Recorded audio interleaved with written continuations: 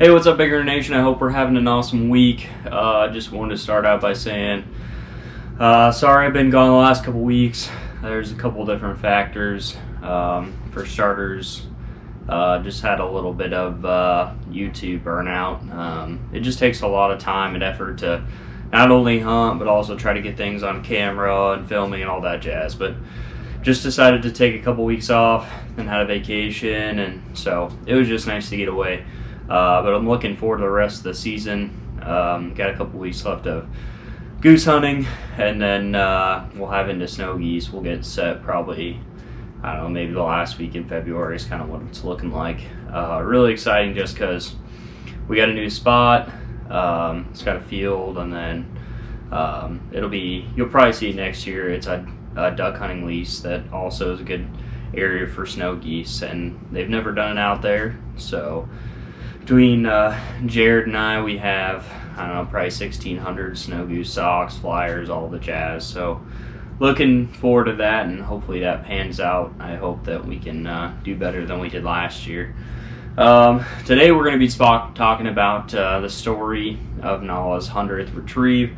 Just something that I made a goal for the start of the year, that I wanted to work with Nala and us to achieve together for a little bit of time. I didn't think we would achieve it just because it was such a slow year this year. That coupled with I probably should have had her out on a few other hunts with this, but I'm just being a new handler. Have a dog before, but having your own is kind of a new experience in itself. But getting into next year, I just becoming more confident in her and her ability, and continue to take her out. Obviously, I want a part of our experiences because she's just as much part of the family as anybody else, and she obviously loves it. So the story of the 100th retrieve, at this point, I was a little nervous. She's a smaller dog. She's probably like 60-ish pounds, and she had never been out. We took her goose hunting once.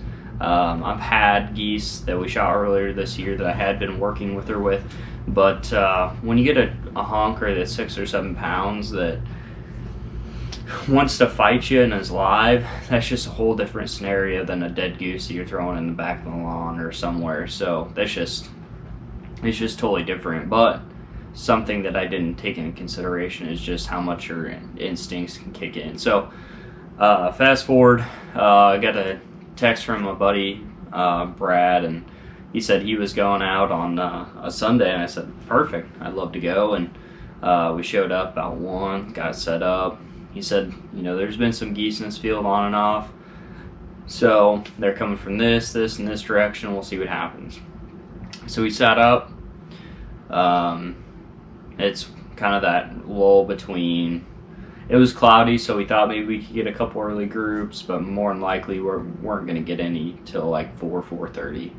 So we're sitting there probably about 3. Nala's getting really bored. And when she sits in the blinds a little bored, she kind of whines a little bit, and I think some of that's due to the cold too. So obviously I'm trying to stop that as well, but some of it is I just get her out there and I throw a little corn cob for her and let her get warmed up by running around, and gets her a little bit of her energy out, and just creates a little bit of fun for me too. So out there on the corn cob, and Brad looks over to me, he's like, come here, get in the blind. And at that point I'm like, I have no idea what's going on, but I figure there's birds. So I get Nala in her dog hut, I get in the blind, I just sit down, and I just, looking back, I really wish I would have got the GoPro on, but that's just not how it worked out. And he called a few times, and next thing you know, you can see him grabbing his gun. And as a waterfowl hunter, when you see somebody that's older or more experienced, like starting to grab their gun, like it's go time. Like these geese are coming in. So I see them kind of come in, and then they kind of take off to the side, swing back, and they swung probably back and forth like 3 or 4 times. Finally, just come in just right. They're about 30, 35 max. Get up, we shoot 2, they drop. Shoot a third one until it's wounded, starts sailing, and then a fourth one, we thought that was going to come down. It started to come down, and then caught itself and kept going. So I called Nala, I said, "Nala, fetch." Man, she just took out like a lightning bolt. I've never seen her take off quite like that. Next thing you know, we see her down there, and this goose probably, I don't know, 75 yards away, and I start making my way out that way, and you just see her run over there. She like goes straight at it, like runs it over, it gets up, starts like kind of trotting off, and she grabs it again, starts bringing it. It does, a little freak out wing thing, and she grabs it again and brings it back to me. So did that, and then sent her on the other two. Just a great experience. I'm super happy that she managed to do that. I think that her instincts really took over. Nala had kind of an accident last year where she got a steak, snow goose steak, and in her mouth, and she's been kind of hesitant. Sorry guys, Nala decided to drink her water like a horse over there, making all sorts of noise. But her instincts really took in. I was just really proud of how she handled that experience, and I'm looking forward to future experience too. She got the chance to snow goose hunt last year, but it was just one of those proud dad, dog moments. It's been interesting to just handle a dog the first time. I think that breeding really took over, and that's probably another video I'm going to talk about. But yeah, that's the story of Nala. I appreciate you guys listening. I plan on putting out a review video on Friday. I've got fox ellie waders. I think it's an issue that a lot of waterfowlers have that I kind of decided to go a different direction. That really worked out. So check that out on Friday.